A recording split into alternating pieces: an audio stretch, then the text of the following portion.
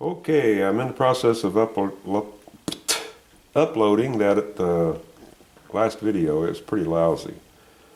So hopefully I'll replace it here soon with a better quality video. So first off, let me answer a couple of questions. One of them I didn't really understand, but I just show this, maybe hopefully this will answer it. I made a cut right here with my knife. Right there, see those two cuts? Can you see them? Oh, when I turn the thing, I can't. Anyway, here's that same cut after I went in there and ran it under the faucet, let it set a while and dry out. And when I paint wet, that's exactly what I do. I'll take the figure, I'll take it into the other room and run it under the faucet, get it good and wet, and just set it up there to dry a little bit until the shine goes away, then it's ready to paint. But that water will close up, pretty well close up those cuts. So when you're working on your character, don't worry about cutting too much, too deep. Worry about it, but if you run it under the faucet after you're all done getting ready to paint, it's going to close up almost all those cuts, that you're worried about. These in here, and see, there's one right there. It's not actually a cut, that's just a different level of the wood. So don't worry about that, okay? You'll be all right.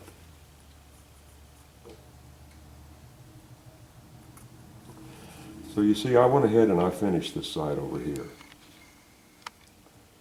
And like I said, we did the badge first, outlined that badge. Then we did the vest second. And then by doing the vest, that allowed us to take down even more around the star, to bring it out even more. It's just a matter, you have to do these things together, but the starting point is the highest point on your carving. And then you go down from there, and you'll come back a little, then you go back down again, and you come back a little. And you just keep doing that until you reach the spot that you want to go to. Now on this star, what I did is after you get your star cut out, what you want to do is kind of go down on these corners, just a little, like that. And what that will do, that'll give your star a domed effect, just a slight domed effect, which is what you want. Okay? So anyway, what I've got to do now is go ahead and do the other side here. So, figure out the best way to start here. I guess the best way is to start at the beginning, which is right there. So I'm cutting straight in now.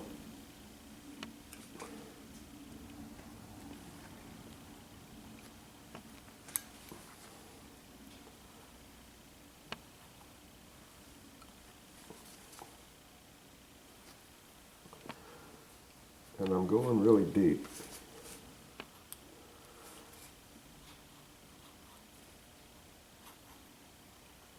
About as deep as I can force that knife in there.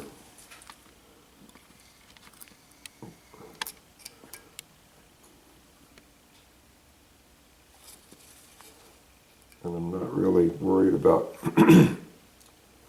going too deep, because I'm going to probably be coming back going even deeper as I redefine all these areas. But first I want to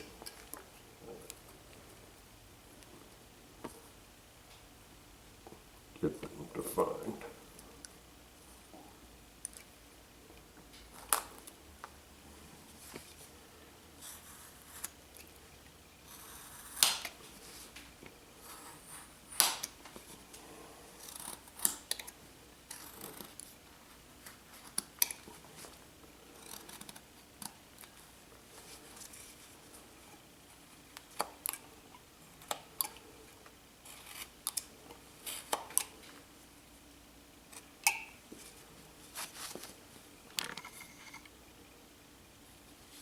there.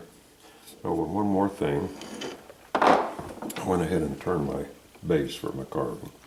It's just a piece of maple. It'll look good sitting on that. And another thing, someone asked, what is this horse sitting back here on my desk? Well, this is an anatomical artist model. And what this does, what it is this side of the horse shows the muscles underlying the skin of the horse, okay? And this side over here shows the skeleton. So you can, between the two of them, you can see how one area has an effect on the other area, which is real helpful, you know. And you can also feel it just to see it. I added the color to it. It came just white. It's just a piece of cast urethane. But I went and painted the base black and then antique the horse just to bring out the muscle detail a little better. But these things come in handy. They're not cheap. But I can't remember exactly how much this one cost, but I think it was over $100. There's also a couple made by the same guy of a man and a woman, that one half of the man is the skeleton, the other half is the muscles. But those are very expensive, about $270 a piece. One of these days I'm going to buy one, but at the moment I just don't have the need or the money to do that. So a few more carvings maybe, and I can get one.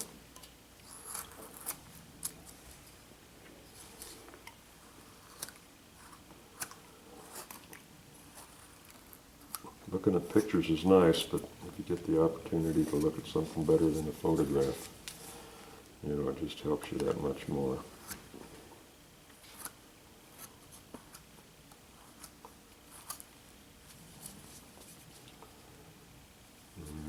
Going right along here, so now I'm going to get the other side of the vest, and again, I'm just cutting straight in.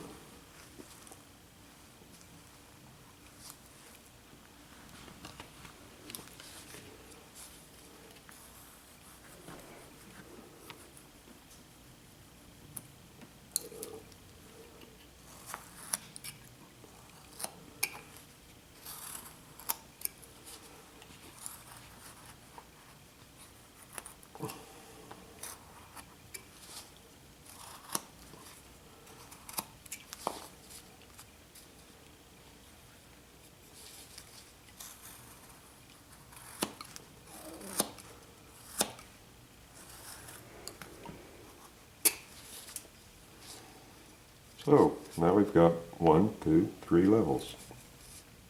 Now we can go back and start refining it after I answer the telephone. Okay, now that we've got our 3 areas defined, what we can do now is go back and bring these down to a lower level, because we don't want them that thick.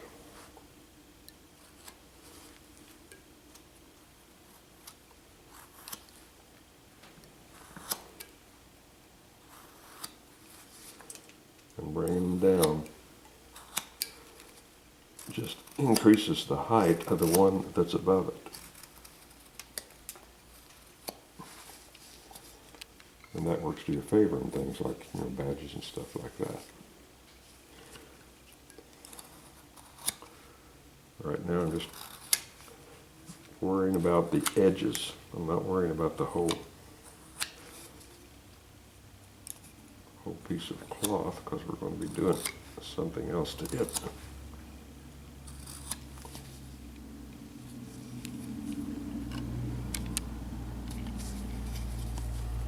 needs to be brought down right here.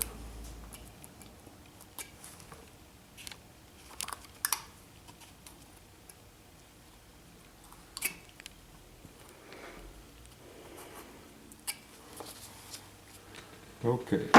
Now I'm switching over to this knife, because that knife doesn't do curves very well. And what we're going to do is give a little textured curve do our collars.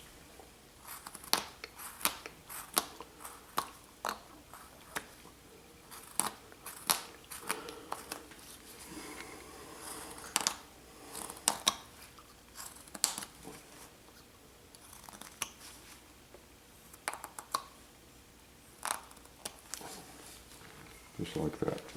See that there? Judy pushes my head out of the way. Didn't see it.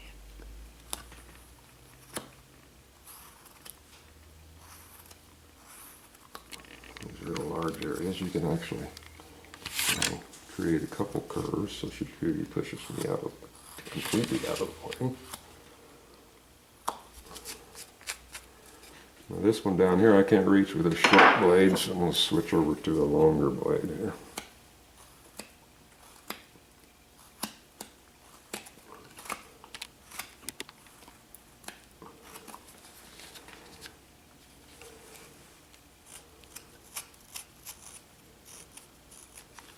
Be running out of time here.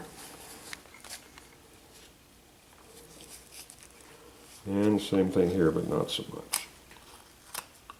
Because remember, we got buttons. But we can add some texture behind us.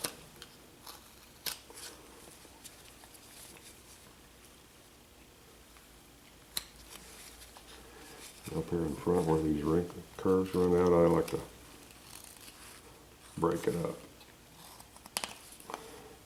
Give it a rougher edge. I hate curves. So see, it just looks better.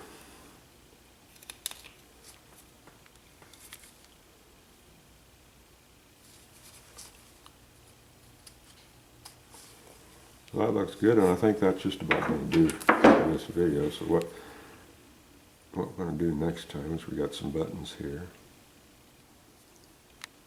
Another button right there. Put those on there, and then we'll go ahead and detail this collar area there. Okay? So that's going to do it. Until next time, I'll talk to you later. Let me curve that out right there. Make it look better. Put that on there. Set him up there. He's looking good. So I'll talk to you later.